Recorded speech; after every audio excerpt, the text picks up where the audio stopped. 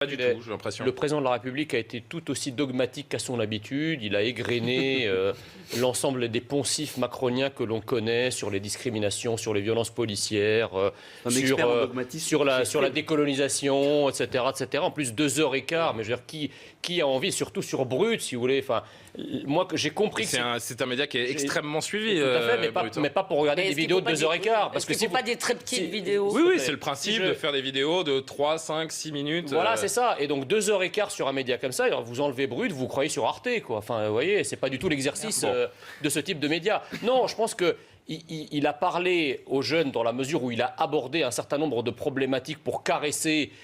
Pas l'électorat jeune d'ailleurs, surtout un électorat diversitaire, on va dire, parce que c'est pas les jeunes quand il consacre l'essentiel de son propos pour les jeunes aux discriminations, au contrôle aux faciès, etc. C'est pas tous les jeunes, c'est certains jeunes.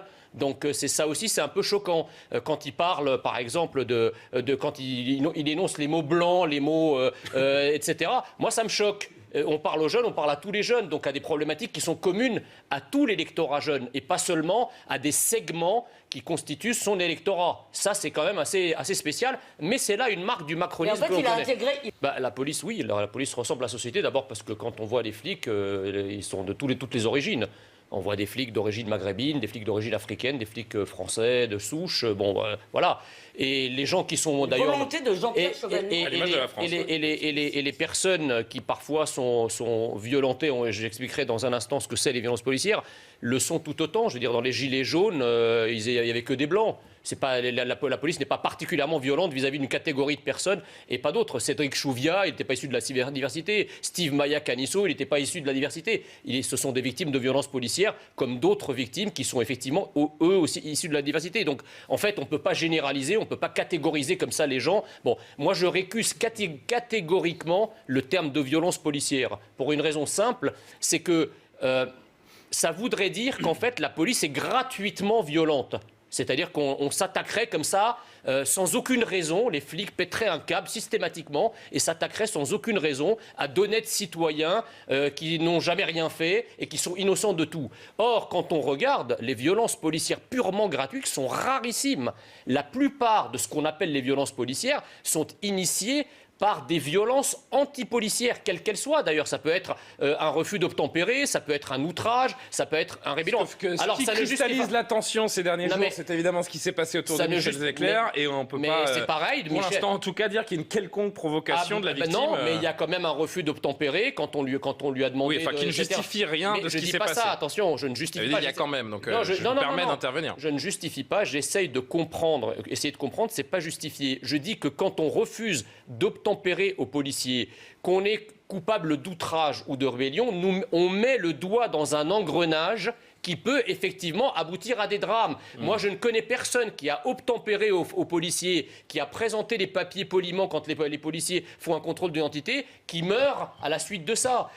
Il ne faut pas mettre un doigt dans l'engrenage en refusant l'autorité de la police. Parce que la police a autorité pour contrôler et il faut se soumettre poliment à ces contrôles. C'est comme ça en France, c'est comme ça dans tous les pays du monde. Si vous commencez à jouer les malins, vous mettez le doigt dans quelque chose qui peut effectivement aboutir à des drames abominables.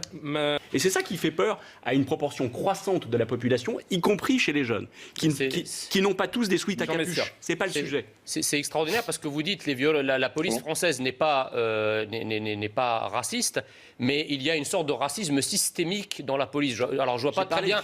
J'ai pas très bien saisi. Alors vous utilisez le terme systémique quand il s'agit de la police, mais bizarrement quand il s'agit de la violence ou du racisme, mais bizarrement quand il s'agit par exemple de l'immigration, quand il s'agit de l'immigration, vous refusez totalement de parler de systémique. Quel est le rapport avec le sujet ? Le contrôle aux faciès, en fait, c'est trois choses. Déjà, quand vous êtes dans un territoire, vous parlez d'immigration. Quel est le rapport des contrôles, à part votre obsession intime. Mais on parle de l'immigration. Le contrôle aux faciès, ça concerne qui ? Des Suédois ? Des Français. Alors, Français, des Français comme vous. Qui se plaint des Français comme vous, de contrôle aux faciès ? C'est terminé, Jean Messia. Qui se plaint de contrôle aux faciès ? C'est des gens d'origine étrangère. Voilà. C'est pas des Français de souche qui se plaignent de contrôle aux faciès. Et qu'est-ce que c'est qu'un Français de souche, monsieur ? Vous, par exemple, ça n'existe pas. Alors, et ensuite, vous nous dites que vous êtes pour l'assimilation. Vous parlez s'il vous plaît, faisons avancer le débat. Non mais là c'est une petite querelle stérile qui n'avance pas. Donc s'il vous plaît, c'est pas tout à fait une querelle stérile. Non, fondamental. De ce qu'est la société française. Je suis très étonné que Mathieu Souquier ne sache pas ce que c'est un Français de souche, et en même temps, il milite pour l'intégration et l'assimilation. Donc il veut assimiler ces gens-là à rien, puisque les Français de souche n'existent pas. Nous n'avons juste pas le même langage. Nous n'avons pas la même vision de la France et de ses valeurs. Vous n'avez pas le monopole du patriotisme, je suis désolé. Juste la vision de la France que vous défendez fait horreur à des tas de gens comme moi. Vous n'avez aucune vision de la France, parce que la seule vision de la France que vous avez, c'est la haine de la France, d'accord ? N'importe quoi. Je suis aussi patriote que vous. Alors je vais pas. Les gens à gauche sont aussi patriotes.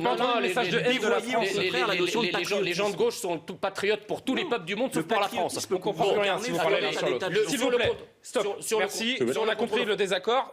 Concluez votre propos et je crois que Thierry Clair veut dire un mot. D'abord, la plupart des contrôles d'identité se font sur des territoires où effectivement il y a souvent des majorités de personnes d'origine étrangère. Donc je vois pas tellement comment on peut éviter les contrôles au faciès, par exemple quand vous êtes en Seine-Saint-Denis, puisque la majorité de la population est de toute façon une population de couleur. Donc le contrôle au faciès, je ne sais pas ce que c'est. Ça c'est la première chose.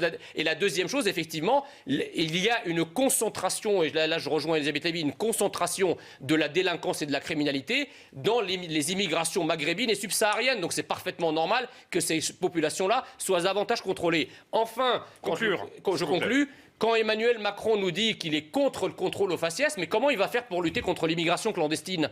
Parce que je sache, c'est pas des Blancs qui arrivent en France. Donc comment il va faire pour contrôler l'immigration clandestine, arrêter les immigrés clandestins et les expulser ? Qui nous explique. Thierry Clair, je vous vois. Je suis assez d'accord avec ça. Et puis bon, ces histoires de défenseurs de droit, enfin ce discours, ces litanies, ces jérémiades victimaires incessantes, ça maintient dans une situation de discrimination réelle ou supposée toute une catégorie de personnes, alors même qu'on nous explique par ailleurs que ce sont des Français. Donc si vous voulez, on ne peut pas expliquer d'un côté que ce sont des citoyens comme les autres et de l'autre côté les renvoyer systématiquement à leur histoire. Parce que j'ai entendu également Emmanuel Macron dire qu'il fallait laisser une place aux histoires individuelles dans l'histoire nationale. C'est notre prochain sujet. Alors, d'accord. S'agissant des ghettos, évidemment, ces ghettos-là n'ont pas été construits, imaginés, conceptualisés pour être des ghettos. Je veux dire, tous ceux qui arrivent, les ghettos sont d'abord des ghettos sociaux. Tous ceux qui arrivent à avoir un travail et des revenus, quelle que soit leur origine, pour en sortir, ils en sortent. Les meilleurs lycées parisiens, les meilleurs quartiers parisiens, vous avez aussi des gens issus de la diversité qui habitent dans ces quartiers. Pourquoi ? Parce qu'ils s'en sont tirés grâce à leur travail, grâce à leurs efforts. Est-ce que tout le monde a les mêmes armes au départ ? C'est une autre question. Dans ces quartiers, ils vont à l'école catholique. S'il te plaît, il n'y a pas d'assignation raciale à résidence. Il y a une assignation sociale à résidence. Et à partir de là, c'est toutes les couleurs de peau qui sont concernées. La montée de l'islamisme existe dans des pays où il n'y a pas de problème d'intégration. Exactement, non mais c'est ce que j'allais dire. Ce qui est incompréhensible, si vous voulez, vous avez grillé la politesse à Elisabeth Lévy quand même. Pour une fois. Non mais lui aussi.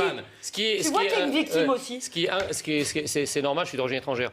Je ne comprends pas, si vous voulez, cet aplatissement permanent du président de la République, qui est l'institution suprême, d'accord, qui consiste à croire que tout est de la faute de la France. Ah oui. Ça, c'est vraiment insupportable. Donc là, il est en train de nous dire, ni plus ni moins, que l'islamisme est la faute de la France. C'est la faute des échecs de la France. Mais excusez-moi, c'est la faute des élites politiques qui gouvernent la France depuis 40 ans, qui ont massifié l'immigration, qui ont abrogé toute forme d'assimilation, toute forme d'intégration rendue impossible par la massification de l'immigration. Ensuite, quand il nous dit que la langue arabe est une chance pour la France, que les immigrations subsahariennes, maghrébines sont une chance pour la France, on se demande pourquoi pas.